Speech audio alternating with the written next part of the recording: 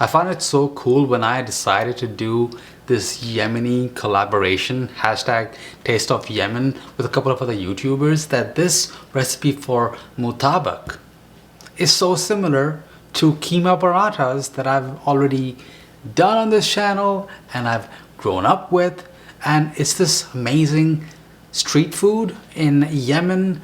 It's meat-filled bread that's nice and crispy on the outside, some nice savory, tasty fillings. It can be with eggs, lamb, turkey, chicken. It's just so good. And I'm glad I got into this collaboration where I got to experience some Yemeni food, because otherwise I would have never even thought about having it. So I'm glad I did. So if you want Yemeni food, check out that hashtag, because there's some cool recipes coming your way from some of my other collaborators. I'm just so excited to get into how I made this and just talk about how it's so similar to a keema paratha. Let's start with the dough for the murtabak first.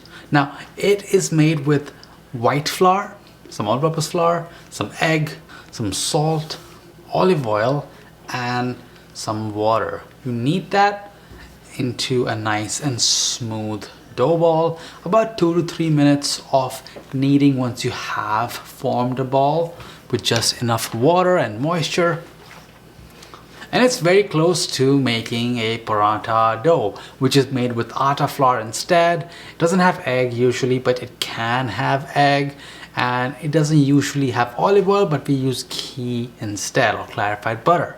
Just coat it with oil, it's nice and smooth.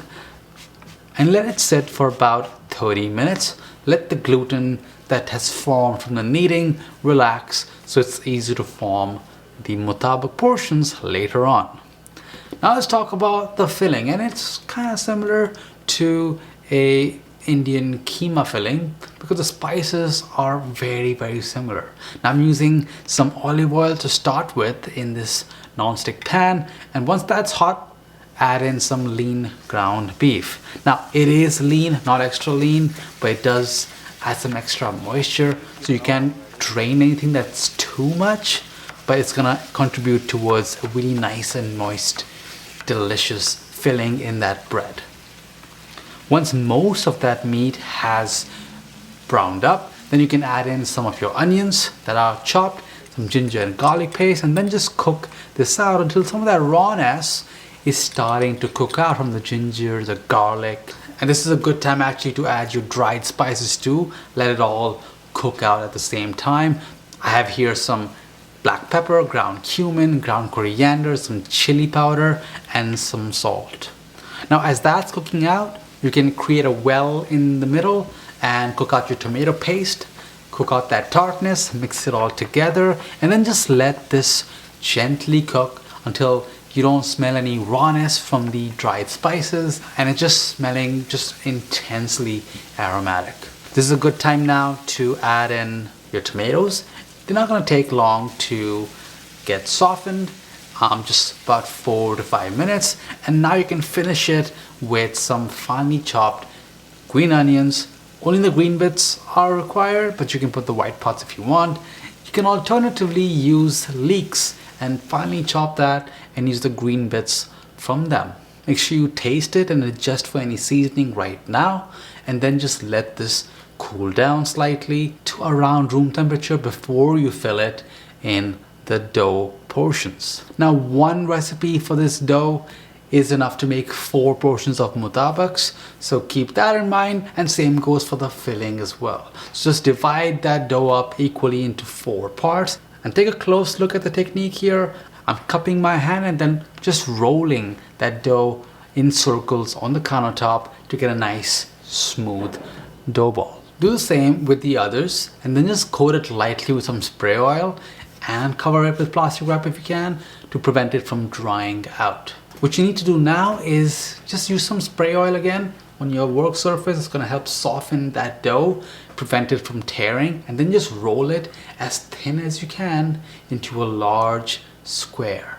See, in Arabic, murtabak means folded, and that's why we are turning it into a square, because we're going to put the filling right smack down in the middle. So make sure it's really thin. It's gonna help the cooking process and the folding process and the stuffing process. So it's in your best interest to do that. And once you've added in your filling right down the middle, just spread it very thinly into roughly the same shape as the edges of your square, and leave about 2 to 2.5 inches in gap, just enough room for you to be able to fold these edges. And it should fold just right. Make sure at least 2 of the edges intersect so you can have a nice even seal, and then just lightly press down. Make sure it's stuck together. Make sure you press out any excess air bubbles in there, and that is your first portion. And it gets very easy when you do it the first time. You get into a groove, and that's what I did. And it was just fun just doing the same with the other portions. Now I can see this becoming a bit of a chore if you're making dozens of them, so get your family, your friends to come help you out, because it shouldn't all be on you. So I have a cast iron pan over here, and I have some olive oil on here, a very thin layer. Pans nice and hot on medium heat, and you want to place the mutabak portion presentation side down first. Be careful to not have the pan too hot. You can do this on a non-stick pan as well, or a traditional cast iron pan. See, if the pan is too hot, instead of the dough caramelizing and getting golden brown, it's gonna char, turn black, and it won't be as pleasant. So just make sure to regulate the heat, because you may have to go from medium to medium high to low. Just keep an eye on the smoke levels and the doneness level. My favorite tool for handling these breads is a fish spatula, because it's just thin and get into really narrow spaces. Take a look, flip it once it's looking golden brown, and just judge, is it good enough for you?